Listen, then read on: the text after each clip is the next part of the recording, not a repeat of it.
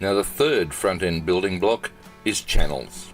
Channels describe how your company communicates with and reaches your customer segments to deliver your value proposition.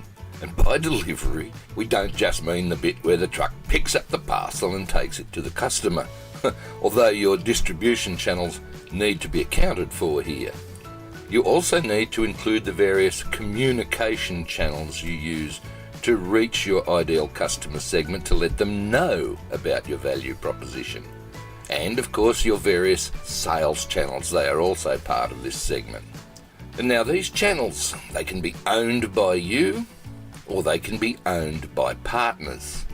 Owned channels, for example, can be your in-house sales team or your website or any retail outlets that might be owned and or operated by you. Now, while these owned channels may have higher margins, they can be costly to put into place and to operate. Partner channels, however, they're indirect and they span a whole range of options such as wholesale, distribution, retail or partner-owned websites and services. Partner channels lead to lower margins, but they can also allow you to expand your reach tremendously and benefit from the strengths of your partners. Obviously, if the channels you use are mainly owned by you, then you've got more control over what you can do with them, which is a very important consideration online.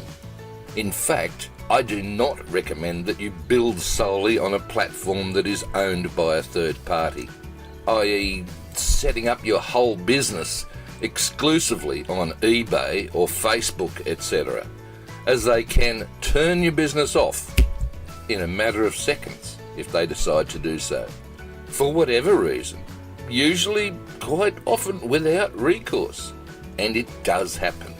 Similarly, all the partner channels that you use online should also have alternative options available so that, well, for whatever reason, you can move to use a similar partner if and when the need arises.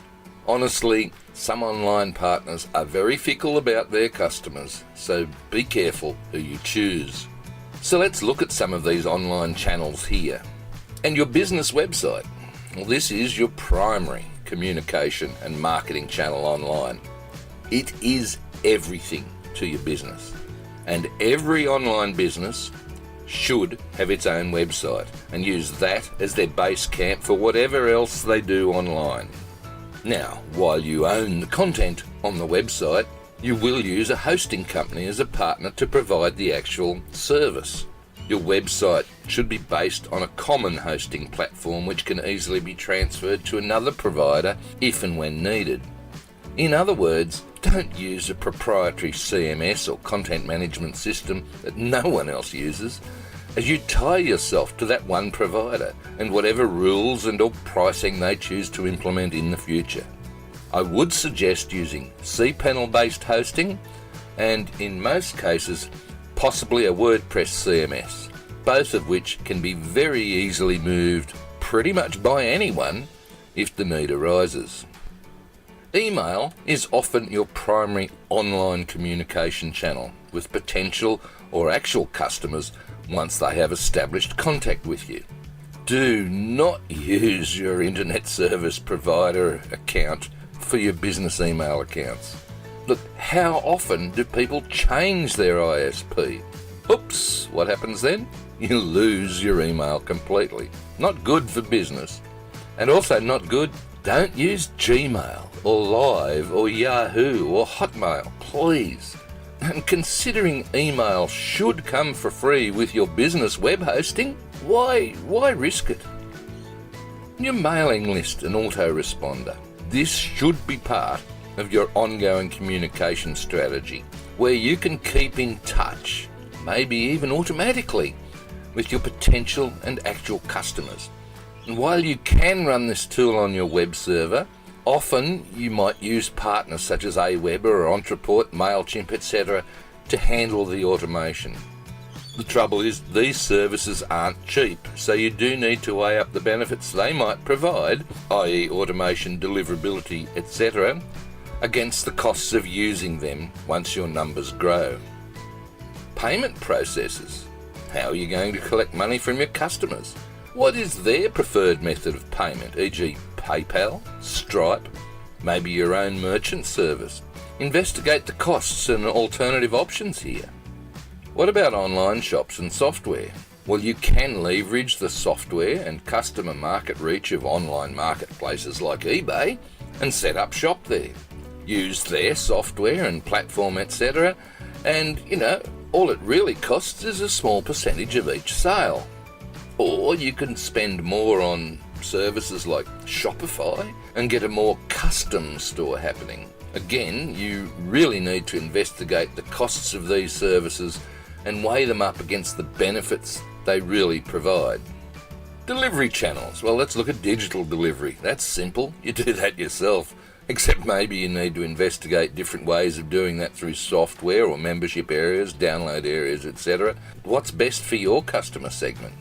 But with physical products, with physical product delivery, there's packing, shipping, and all of this sort of stuff. Are you doing that, or are you outsourcing, hint, that task? And who to? Now, there's a couple more channels we're not going to discuss much here. First of them is marketing, and here's a can of worms just not going to really open right now. But this perhaps is where you would include all the different sorts of marketing channels you might use and what sort of advertising you'd use in those channels as well. And also the support and content channels. Again, this one is so full of detail, I just don't want to go into it here. But when you consider all the tools and places that you might use or could use to provide support and or content to your potential customers, and there's more and more and more and more and more of them keep popping up at all over the place. Well, look, there's shiny objects galore, so that's one of the reasons I don't really want to mention it. So here are a few more questions you need to ask. How do your customer segments want to be reached? How are you reaching them now? How are your channels integrated? Which ones work best? Which ones are most cost efficient? And how are you integrating them within customer routines, and standard operating procedures and things like that? The fourth front-end building block of customer relationships describes the types of relationships you want to establish with the specific customer segments. These relationships are established through your different channels and can range from transactional, where there's no real relationship as such, where the company merely interacts with the customer on a transactional basis, mostly for a one-off purchase, right through to a long-term and possibly even a deep relationship, where the company interacts with the customer on a recurring basis. The online or off, the long-term relationship is obviously the best type to develop, because it is always easier and cheaper to service an existing customer than it is to find a new one. Yet online, people often forget that in the never-ending chase for more traffic. So these customer relationships, they could be personal, where the customer communicates with a real customer representative to get help during the sales process or after the purchase is complete. Some places might even have dedicated personal assistants where a customer representative is dedicated specifically to an individual client. Woohoo, pretty fancy. Or it might be just totally self-service, where the company provides all of the necessary means for customers to help themselves, or maybe throw in a bit of automation into that self-service, automate some of the processes to simulate a personal relationship.